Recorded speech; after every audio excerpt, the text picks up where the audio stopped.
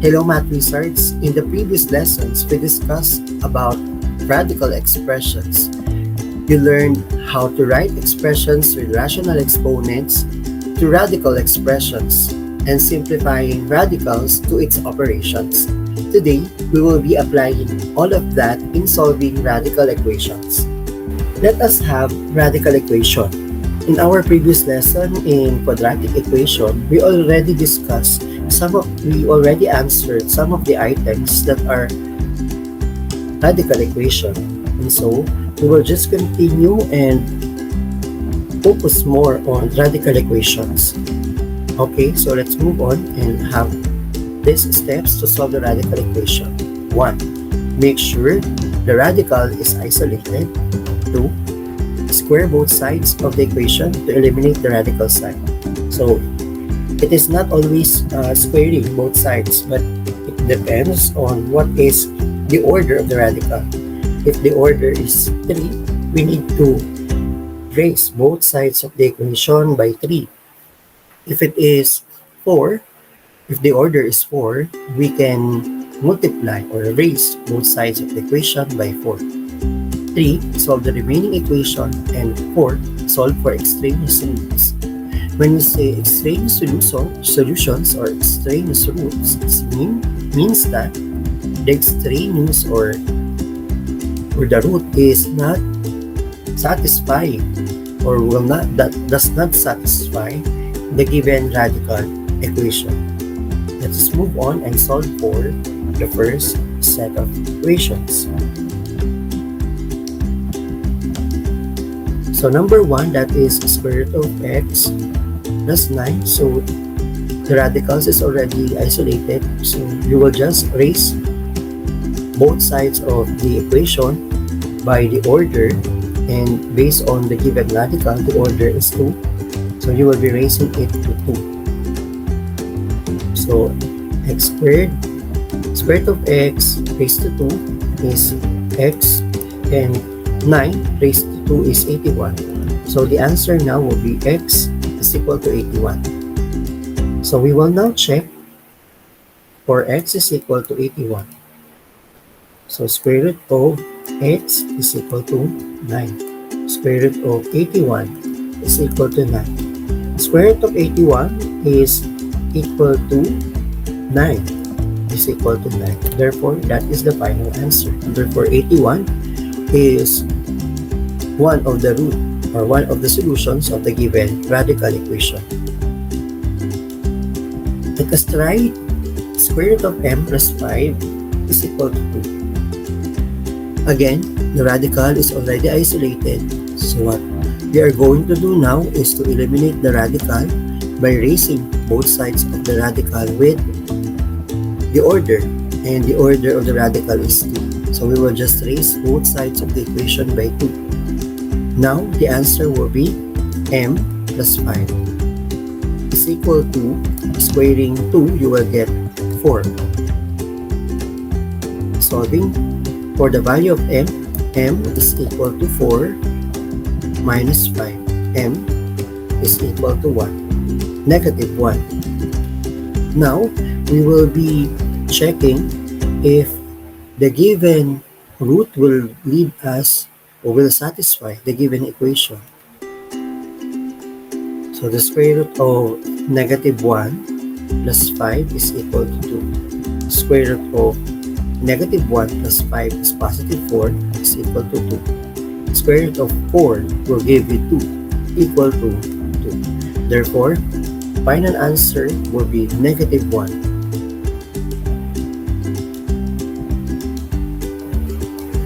Let us try 6 is equal to the square root of 4y.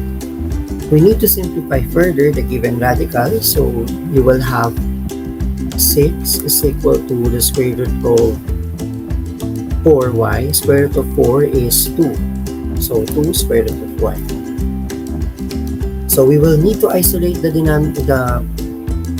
given radical. So we will not, for us to say that the radical is already isolated, there should be no coefficient beside the radical.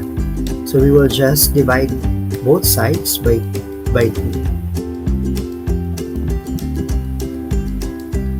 So you will lead to 6 divided by 2 is 3 is equal to the square root of y.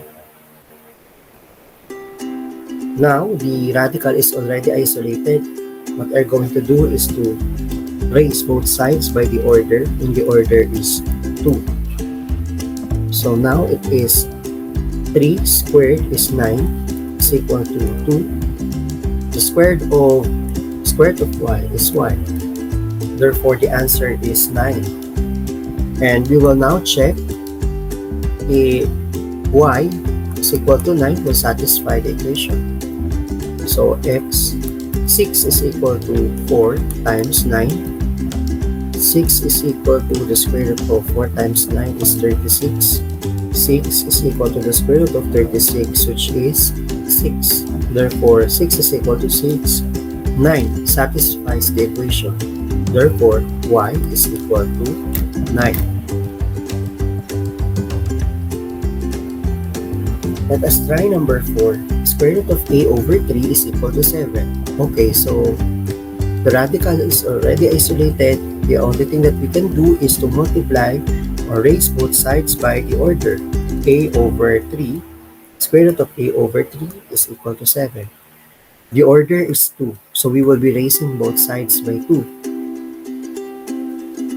Now, simplifying further, you will have 9 over 3 is equal to 7 squared, which is 49.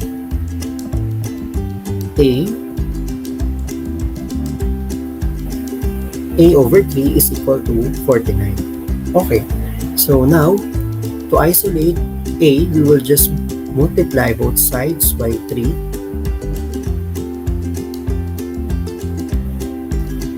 So now you will have A is equal to 49 times 3.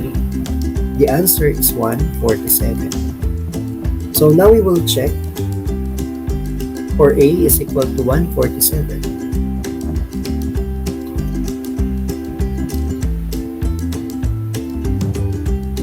Therefore, the square root of 147 all over 3 is equal to 7. Square root of 147 divided by 3 is simply square root of 49. 147 divided by 3 is 49. Square root of 49 is equal to 7. So square root of 49 is 7 equal to 7. Therefore, our final answer is 147. Next, we have the square root of 5m minus 1 is equal to 13. So, the given radical is already isolated. What we are going to do now is just multiply it by raising both sides of the equation with the order, which is 2.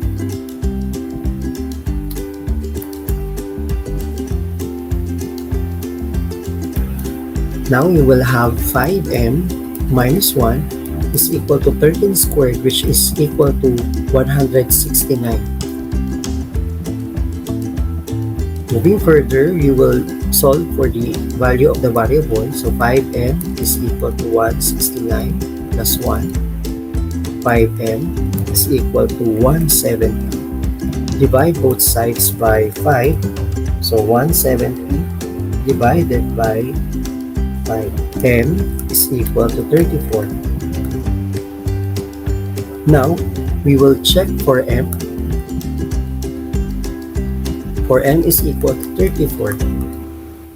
So the square root of 5 times 34 minus 1 is equal to 13. The square root of 5 times 34 is 170 minus 1 is equal to 13.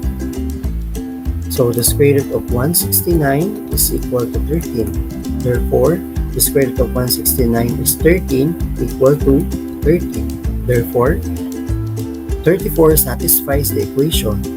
So the answer now is 34. Number 6. 3 is equal to 35 minus 2w.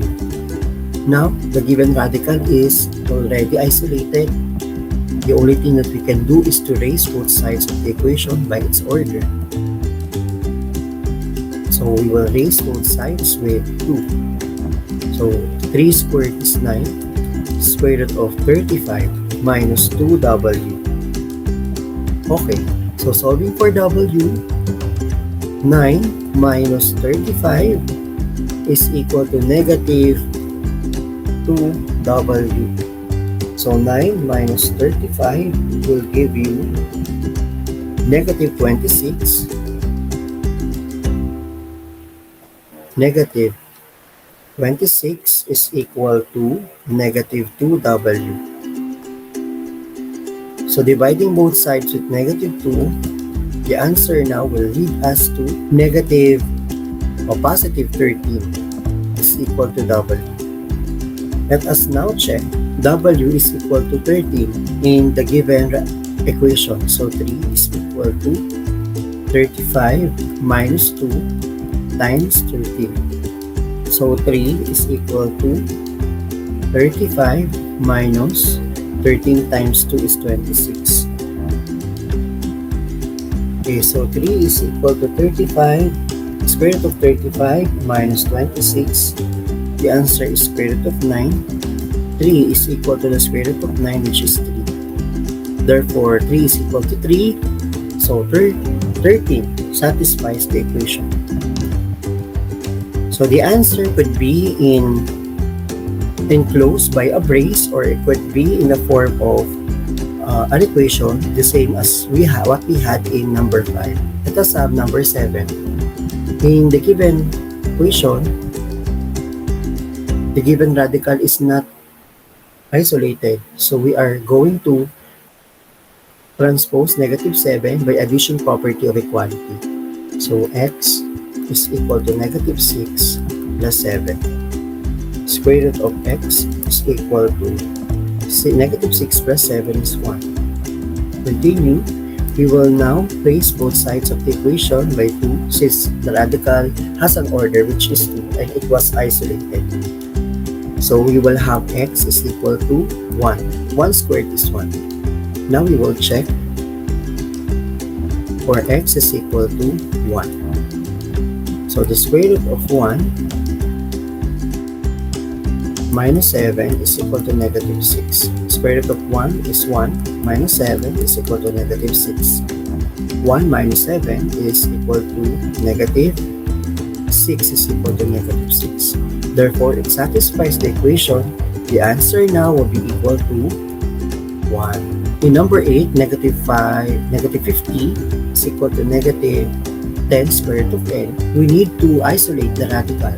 So we need to divide both sides of the equation by the coefficient of n, square root of n, which is negative 10.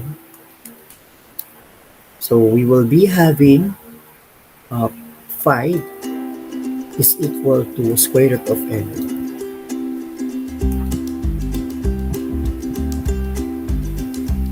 Okay, since it is already, the radical is already isolated, the next thing that we need to do is to square both sides of the equation. So you will have 25 is equal to n. Now we have n is equal to 25. We need to check whether the given radical whether the given solution satisfies the equation. Negative 50 is equal to negative 10 square root of 25. Okay, so negative 50 is equal to negative 10 times the square root of 25, which is 5. Negative 50 is equal to negative 10 times 5 is negative 50 as well. Therefore, it satisfies the equation. The answer now will be n is equal to 25.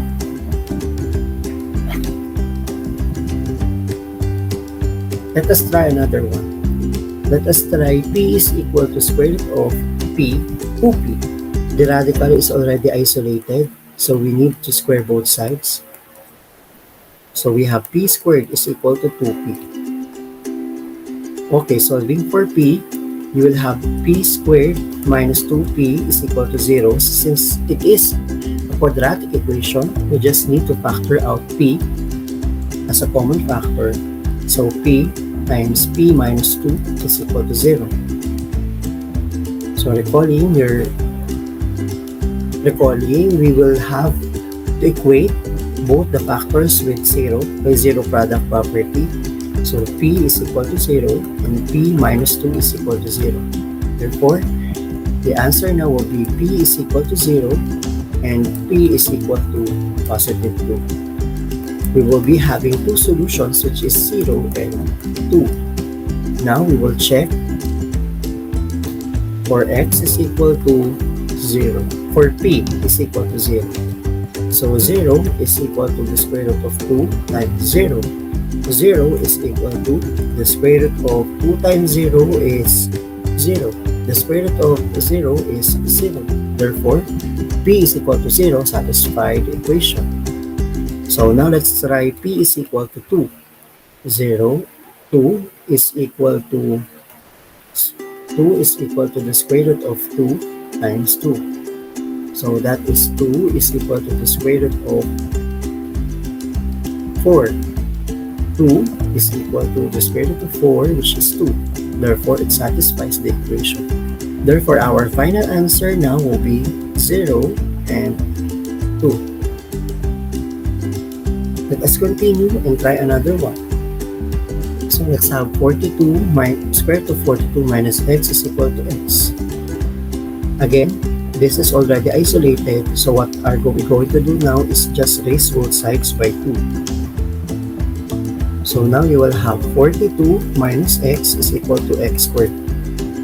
Okay, so what are we going to do next is,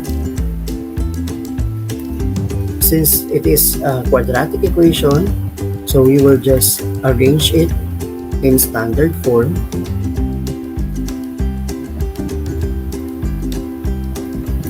And we need to factor the given quadratic equation, that is simply x minus 6 x plus 7 is equal to 0. Or factor 42 so that the sum will be positive 1, that is 7 and 6. Therefore, by zero product property, we will have x minus 6 is equal to 0 and x plus 7 is equal to 0. Moving further, you will get x minus 6 is equal to 0, x is equal to 6. X plus 7 is equal to 0, you will lead to x is equal to negative 7. Therefore, our roots now will be 6 and negative 7. Now we will check for x is equal to 6. So the square root of 42 minus 6 is equal to 6. 42 minus 6 will give you 36. So the square root of 36 is equal to 6. Square root of 36, 6 is equal to 6. Therefore, 6 satisfies the equation. Let us check for x is equal to negative 7. Square root of 42 minus 7 minus negative 7 is equal to negative 7. Okay, so we will have 42 plus 7 is equal to negative 7. 42 plus 7, that is 49, is equal to negative 7. Square root of 49 is positive 7, is equal to negative 7.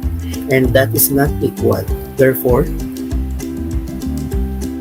the only answer that satisfies the equation is 6. And x is equal to negative 7 is an extraneous root.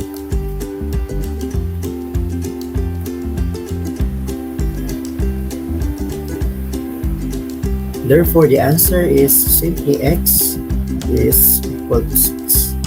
Let us try y is equal to square root of 18y minus 81. Y is equal to the square root of 18y minus 81. We need to square both sides. So you will lead to y squared is equal to 18y minus 81. Since it is leading to quadratic equation, you will have y squared minus 18y plus 81 is equal to 0. Now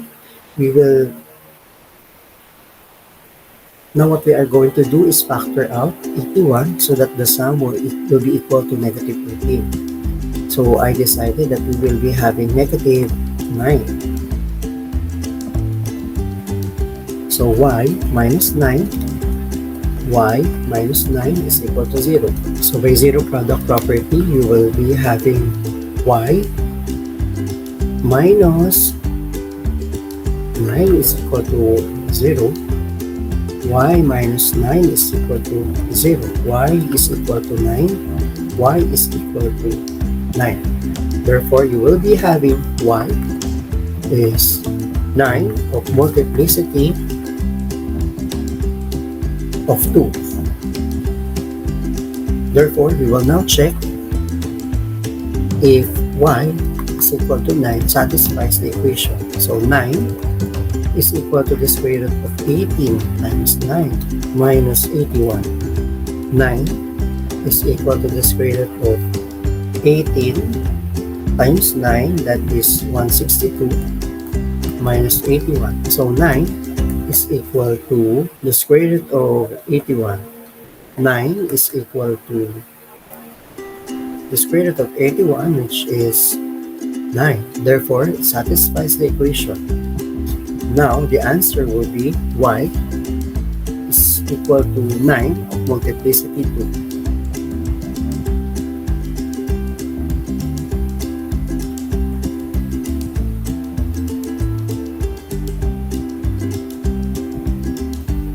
Let's try w is equal to the square root of negative 1 minus 2w. In the given, it is already isolated, so we will just square both sides of the equation. So you will have w squared is equal to negative 1 minus 2w. So it is leading to quadratic equation. Therefore, we will just arrange it in standard form. So you will have w squared plus 2w plus 1 is equal to 0. Now we are going to factor out 1 so that the sum will be equal to 2. Therefore, that is w plus 1. W plus 1 is equal to 0. By zero product property, we can equate it both the factors to 0. So w is equal to negative 1. W is equal to negative 1. Now, the answer will be w is equal to negative 1 of multiplicity of 2. Now, we will check for x for w. For w is equal to negative 1. Okay, so negative 1 is equal to the square root of negative 1 minus 2 times negative 1. Negative of negative 1 is positive 1. Negative of negative 2 plus 1 negative times negative 1 is positive 3. That is square root of 4. Negative 1 is equal to the square root of 4, which is 2, and that is not equal. Therefore,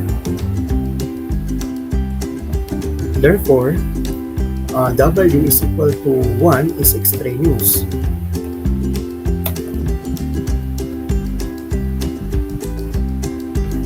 Therefore, our answer is none or null set. Or it could be in this symbol. I hope you have learned something about our lesson. See you again on our next video lesson. Like, share, and comment your suggestions on the comment box below, and don't forget to subscribe.